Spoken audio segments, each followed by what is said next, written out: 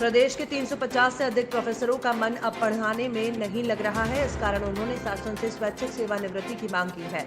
इसमें ज्यादातर वो प्रोफेसर हैं जिनकी सेवा के 1-2 साल ही बचे हैं। ये आवेदन पिछले 1 साल में आए हैं। इसमें राजधानी के भी 5 प्रोफेसर शामिल हैं। उत्तर प्रदेश के अमरोहा जिले के बावनखेड़ी हत्याकांड की दोषी शबनम की फांसी फिर टल गई है।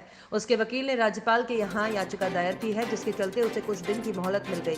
ऐसे में फिर से याचिका दाखिल होने के कारण डेथ वारंट जारी नहीं हो सका। रामपुर जेल प्रशासन ने अमरोहा सेशन अदालत में भेजी याचिका के आधार पर मंगलवार डेथ वारंट जारी नहीं किया।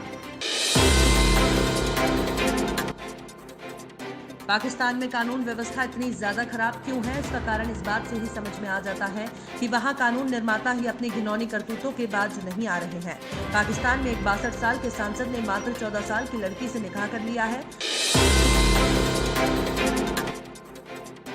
गुजरात में अगले साल होने वाले विधानसभा चुनाव से पहले सत्ता के सेमीफाइनल का नतीजा आ गया है। यहां 6 नगर निगम अहमदाबाद, राजकोट, वडोदरा, सूरत, भावनगर और जामनगर चुनाव के लिए मंगलवार को मतगणना हुई। अब तक के नतीजे में भाजपा ने प्रचंड जीत दर्ज की है।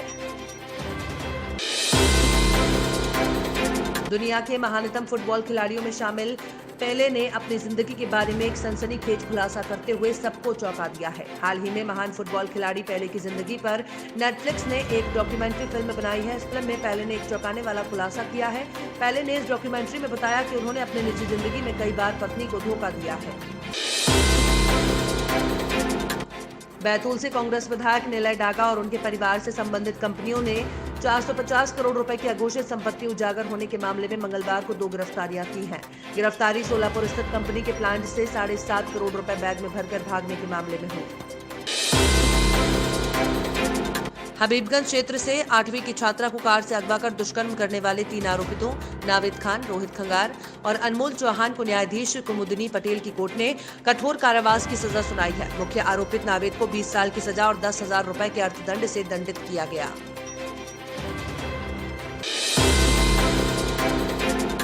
भारत और इंग्लैंड के बीच चल रही टेस्ट सीरीज का तीसरा मैच दुनिया के सबसे बड़े मोटेरा स्टेडियम पर शुरू होगा।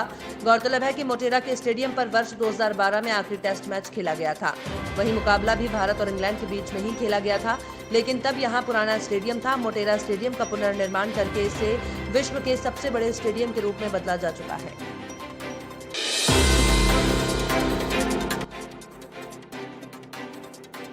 सीधी बस हादसे से सबक लेते हुए परिवहन विभाग ने ग्वालियर में 7 दिन में 350 बसों को चेक किया। शहर के 4 point Morena road, Bhind road, Jhansi road और शिवपुरी लिंक रोड पर चेकिंग के दौरान बसों से जुर्माना वसूला और ओवरलोड बसों को जब्त भी किया गया।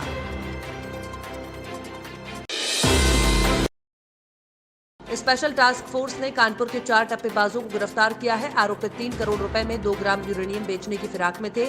आरोपितों ने खदान से निकले विशेष प्रकार के पत्थर को बारीक पीसकर चमकदार बना लिया था। लोगों को महंगा यूरेनियम बताकर रुपए ऐंठने का प्रयास कर रहे थे। भिंड रोड पर स्थित लक्ष्मणगढ़ पुल के नीचे सोमवार की आधी रात को ट्रक की चपेट में आने से उत्कर्ष चौहान की मौत हो गई। मृतक अपने साथियों के साथ कार से ढाबे पर खाना खाकर लौट रहे थे। पुल के नीचे तेज गति से आए ट्रक ने इनकी कार में टक्कर मारकर चालक ने भागने का प्रयास किया। कार में सवार युवकों ने ट्रक को पकड़ने का प्रयास किया। उसी समय उत्कर्ष ट्रक की चपेट में आ गया था।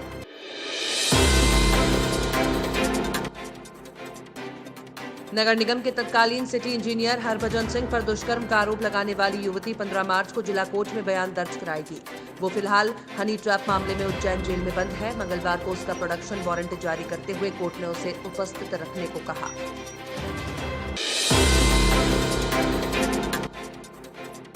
करीब 1 साल बाद गैंगस्टर रवि पुजारी की कस्टडी मुंबई पुलिस को मिली। सैनिकल से प्रत्यर्पण कराने के बाद पुजारी की कस्टडी सबसे पहले बेंगलुरु पुलिस ने ली थी। करीब 1 साल तक उन्होंने अपने राज्य में रजिस्टर्ड मामलों की जांच की और 1 साल बाद बेंगलुरु कोर्ट के आदेश के बाद रवि पुजारी की कस्टडी मुंबई पुलिस को मिली।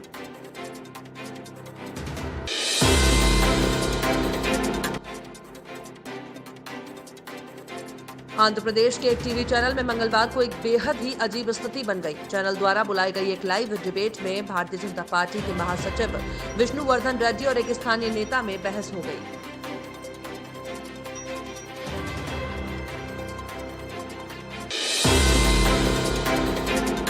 फरवरी महीने में भारत में पेट्रोल के दाम ऐतिहासिक स्तर पर पहुंच गए हैं। राजस्थान के श्रीगंगानगर में इसके दाम 100 रुपए से ऊपर तक पहुंच गए। हालांकि भारत के पड़ोसियों के साथ ही दुनिया भर में कई ऐसे देश हैं जहां पेट्रोल की कीमत महज 2 रुपए, 4 रुपए या 10 रुपए प्रति लीटर है।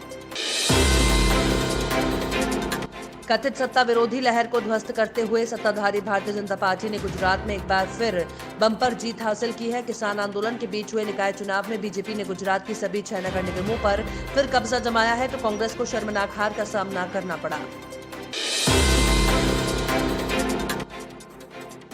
किसान नेता राकेश टिकैत ने मंगलवार को कहा कि अगर केंद्र सरकार ने कृषि कानूनों को वापस नहीं लिया तो इस बार आह्वान संसद घेरने का होगा और वहां 4 लाख नहीं 40 लाख ट्रैक्टर जाएंगे।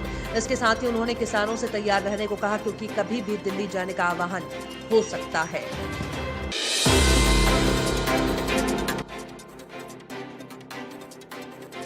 इस साल 5 राज्यों यानी कि पश्चिम बंगाल, असम, केरल, तमिलनाडु और पुडुचेरी में विधानसभा चुनाव होने हैं। बुधवार को चुनाव आयोग ने चुनावों की तैयारी को अंतिम रूप देने के लिए बैठक बुलाई है। ऐसा बताया जा रहा है कि अप्रैल मई में चुनाव संपन्न कराए जा सकते हैं।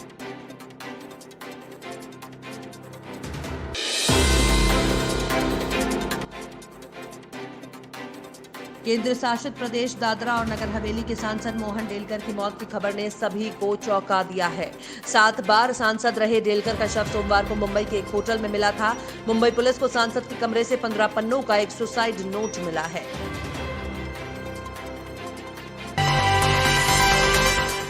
बिहार विधानसभा में विपक्ष के नेता तेजस्वी यादव ने मंगलवार को अपराध और बेरोजगारी को लेकर राज्य सरकार पर जमकर निशाना साधा। उन्होंने आंकड़ों का हवाला देते हुए कहा कि राजद के शासनकाल की तुलना में अपराध के मामले में 2 गुना वृद्धि हुई है, जबकि एक प्रोपेगेंडा के तहत राजद के शासनकाल को जंगल राज कहा जाता है।